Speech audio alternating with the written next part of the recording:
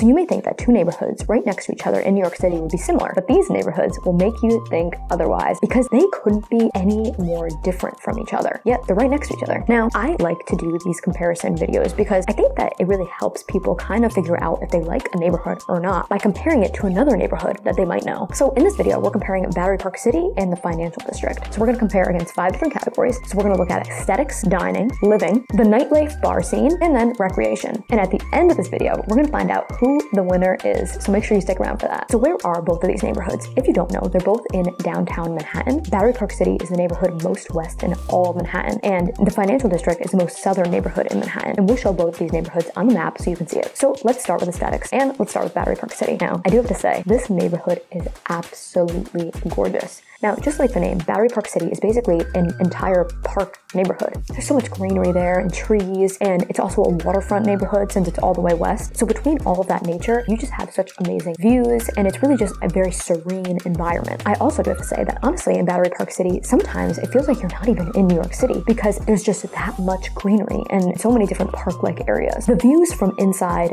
so many different apartments here are absolutely incredible. Whether you have city views, park views, or waterfront views, it's just amazing. Now, let's take a look at the Financial District. The Financial District is very, very city-like, but not always in the best way. So what do I mean by that? When you're walking through the Financial District, you feel like you're walking through Manhattan. That is for sure. Now, it is a very iconic neighborhood, but at the same time, you have everything here that makes New York City so charming. And if you can't tell, I'm being sarcastic when I say that. You have the fun little critters, you have the garbage, you have the lack of sunlight. The streets of the Financial District are dark and dim. Even if it's the brightest day out, you might still be down a street or an alleyway that is very, very dark and gets no sunlight. And like I said in the beginning of this video, even though these neighborhoods are right next to each other, they couldn't be more different when you're walking through the streets. But like I also said before, it's an iconic neighborhood. And I do have to say, before I lived in New York City as a kid, when I would think of New York City, the Financial District was one of the first neighborhoods that would kind of pop into my mind because it's very iconic New York. So in the aesthetic category, I do have to say Battery Park City wins, at least in my book. So now we're going to move on to dining. Battery Park City's dining scene is a little bit lackluster. Now, I do have to say, there are some really good restaurants near the Brookfield Place Mall complex that I do definitely recommend people stop by at. But Battery Park City is definitely not known for dining. And that's because there's just not enough restaurants in the neighborhood. The neighborhood is more for the greenery, the waterfront views, and also for people who live here in apartments. It's not really a neighborhood that people come to as a destination. So I do think that Battery Park City has some good restaurants, but they don't have enough of those good restaurants. Now, at the same time, that's also what makes Battery Park City so beautiful and clean is because they don't have a lot of dining here. So let's take a look at the Financial District. I do have to say, I think that the Financial District has a lot of great restaurants that are actually kind of underrated because the Financial District isn't really known for its dining scene. And I think that's because a lot of people who live in Midtown or Uptown don't really come down to the Financial District to go out and dine there because it's just far away for people. But if you are in the area or work in the area or live in the area, there's so many good restaurants to try. Wall Street is here for one, so you have a lot of people who work there and in other corporate buildings all around the neighborhood. So wherever there are people working, there's going to be some fine dining where people can go and do business lunches and things like that. Some of my favorite restaurants in the city are actually down here. So on top of the dining scene just in the Financial District, the Financial District also has the Seaport District, and the Seaport District in itself has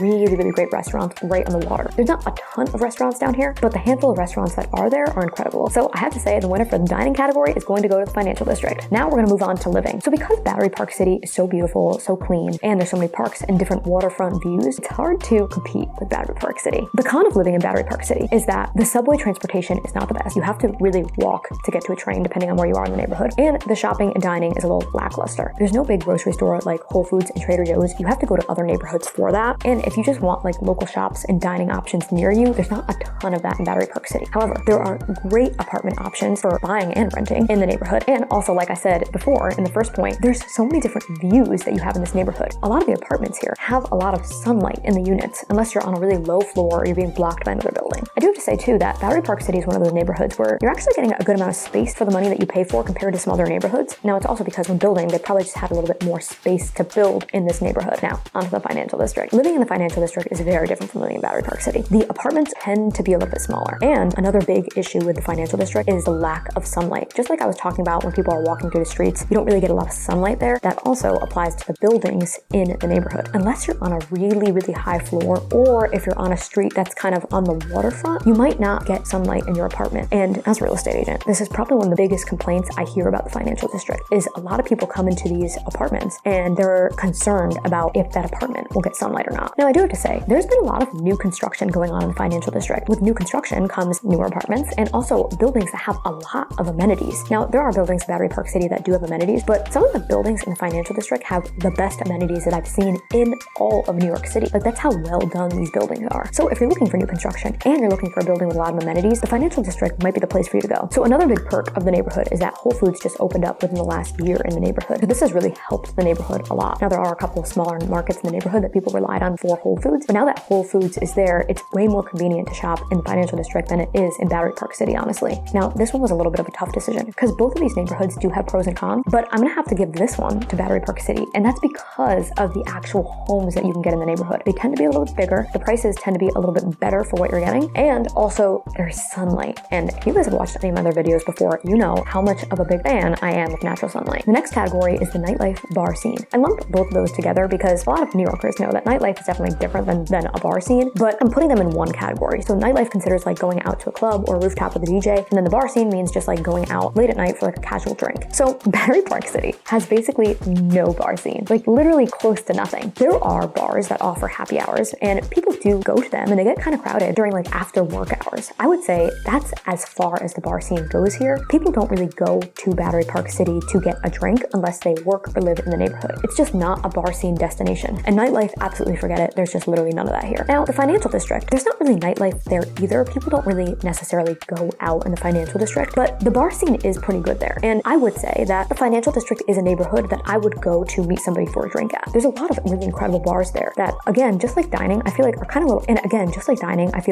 of a little underrated. Now, the financial district also does have Stone Street. Now, Stone Street is definitely one of those places that gets really crowded for like major holidays like St. Patrick's Day or Cinco de Mayo where everyone's drinking, or the after work scene where people are going for like happy hour drinks. But again, this is definitely not a neighborhood where people are going out. There's not really any clubbing here in this neighborhood, but people are grabbing drinks in this neighborhood. So the winner of the nightlife bar scene category has to go to the financial district. So the last category is going to be recreation. What do I mean by that? I mean outdoor areas to run, fitness facilities in the neighborhood, things like that. Since Battery Park City is basically one giant park, there are tons of different recreation options here. There are basketball courts, there's the waterfront to run on, there's biking areas where you can bike. I mean, there's literally so much here. Now, there's also an Equinox in the neighborhood for people who are avid Equinox members. And also there's kind of like outdoor turf areas where people can even just do outdoor workouts here, which is kind of cool. City bikes are literally everywhere in this neighborhood. Now, I have to say nowadays, city bikes are literally all over Manhattan. There's also a recreation facility called Asphalt Green, which is also in the Upper East Side, but it's basically a nonprofit here in New York City where there's a pool and then they also have a gym and like they offer classes as well. So that's really popular here. And also, if you're walking